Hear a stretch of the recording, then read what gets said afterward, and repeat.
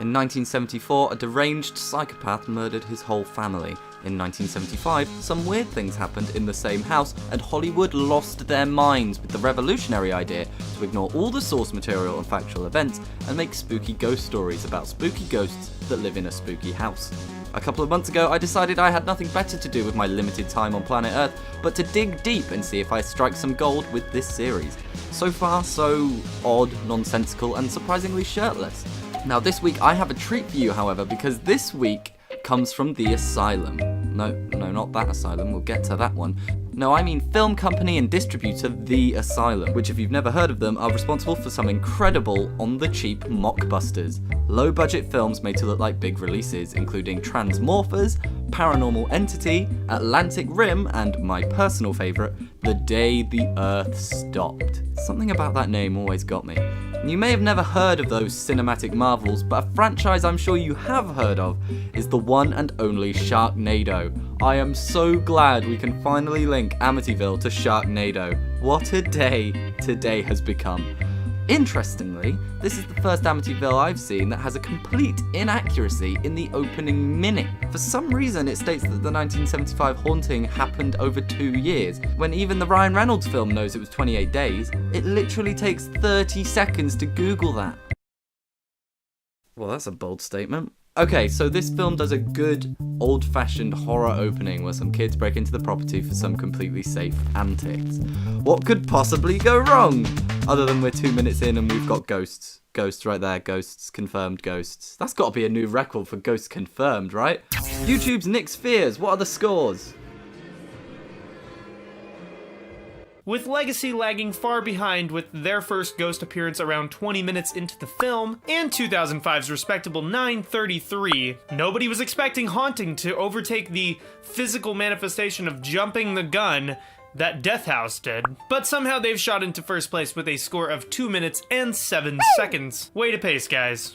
Anyway, back to you in the studio. What a lovely young man. So the kids go walking around the house, which has apparently been abandoned for years, but why does the electricity work? Is that a thing? I have to assume that wouldn't be the case, right? Oh my goodness gracious me. Oh, I don't know where to look. This is a bit raunchy for an Amityville, isn't it? Oh. Is that the video interference effect that we're gonna have throughout the film? Because that's gonna grate really quickly. So that's the end of that. It literally took about 5 minutes, and now it's time to introduce the main event, the lovely nuclear family, complete with wild-eyed, incredibly handsy dad and a kid who apparently films everything. That's convenient. But to be fair, with a dad like that, I'd probably want to keep some documented evidence, to be honest, as well. So nothing new to see here. The family gets shown around the house, and all we've got to do now is wait for the estate agent to admit it's a murder house, and we've ticked all the boxes. Oh my god, they killed the estate agent! But they bought the house anyway. I mean, I don't know, I'd probably at least go away and think about it, but nope, day one, deja vu. Why is it set in 2008 when it was released in 2011? Who cares? Roll with it, roll with it, roll with it. We've got lots to go through here. Really? Better get out of here. Because everybody knows that haunted houses, black people die first. Oh yeah? So you better get out of here. This might be the most organic, believable dialogue in the whole movie. I'm calling it now. I think I might actually prefer to just see these guys talk. They seem like they're having fun with this. Oh my god, did you see that terrifying shadow? I sure do bet there's a believable reaction to seeing such a hideous image. Ah! Right, so it's that kind of movie, okay. Oh, and one of the moving guys died. That's 2 within 24 hours. Why would you live here?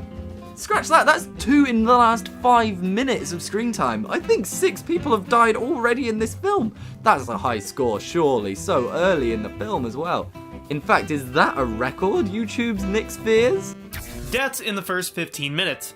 Haunting has 6. The 2005 remake is at 5. Legacy has 1 confirmed. And Death House has maybe 1? I don't know.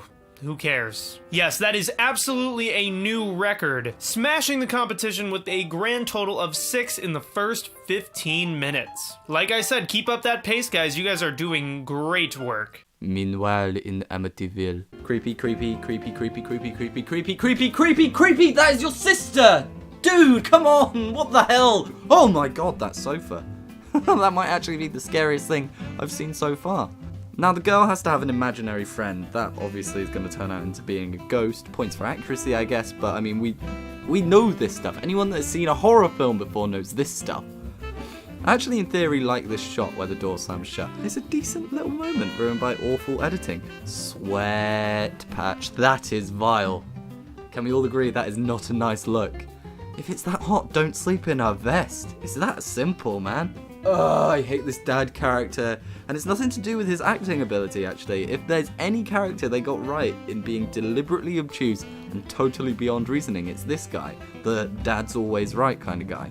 It's just a pain that they got it spot on, because I hate that kind of character. There are enough characters like this in the real world. I don't need them poking their beady eyes into Amityville 2. Is nothing sacred? So the whole family, minus the father and son, go to the movies. Why doesn't the boy go out, you may ask? Well, because who's gonna film the jump scare?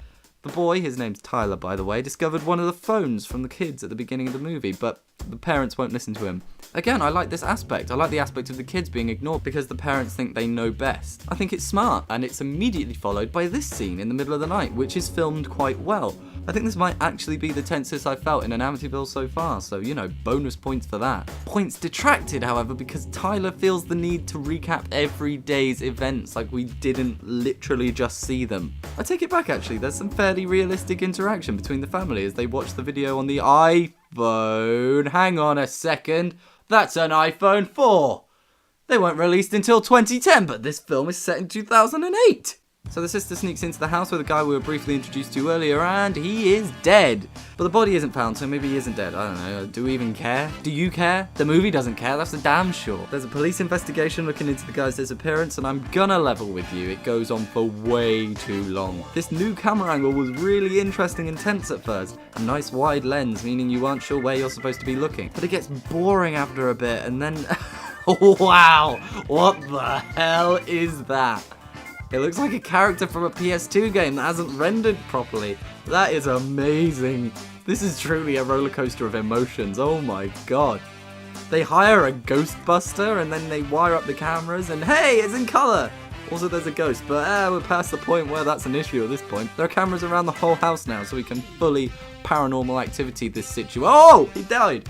He didn't stay around for long, did he? And look, actual static. So they do know what interference looks like. Seriously, it's not hard, guys. I've been doing them since the first video. Later that evening, the door swings open, then closes again. But I mean, look, it's so obvious they reversed the shot. It feels like they had to reverse it for continuity reasons because they left the door closed in the next shot. That's what I have to assume because that is so awful. Then I think someone leveled with the dad and told him that he's in an Asylum movie because he just has a total breakdown. I'm doing the best I can. I know you are, man. I know. It's not your fault. Jesus, it's only day 5? It's the complete reverse effect of the 2005 movie. Instead of skipping too much time, this lasted way too long. How has this only been 5 days since they moved in? Does that seem right to you? I mean, for me, it feels like I've been watching this film for about 3 years, so I don't know. Oh, look, the dad's trying to beat up a ghost child. I mean, I know he's supposed to be a demon ghost or whatever, but I mean, look at him. It's just a little kid. And the dad's just going to town. It's a bit morbid at the very least. So later that night, and the lights go out, so they turn the night vision on? No, that's not what night vision is. It's not just a green tint to the screen. Is that what you think night vision is? What the hell, man? Are you even trying at this point? Yes, sir! Killers and collaborators.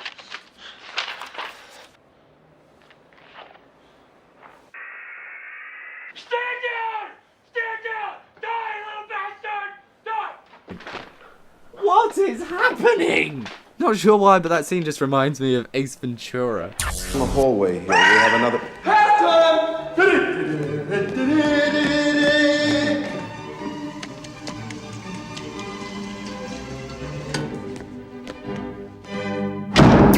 Okay, it's the home stretch, people. Here we go.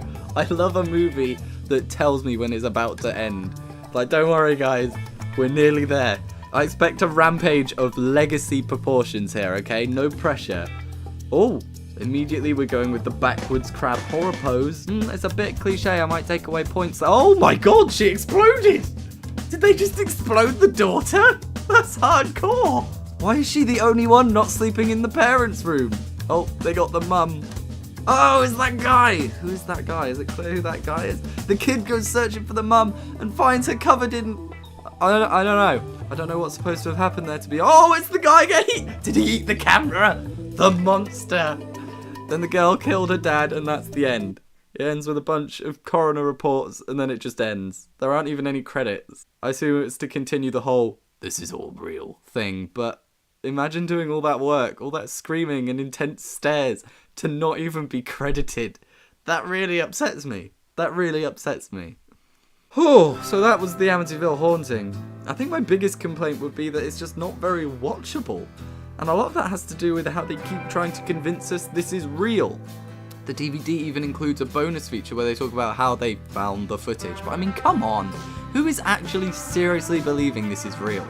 If I showed this to a group of 15-year-olds, they wouldn't believe it's real. And that's what the movie is rated. From the get-go, there's nothing that convinces you for a second this isn't a terribly scripted, appallingly edited cash grab. I don't know, presumably to hop on the Paranormal Activity bandwagon?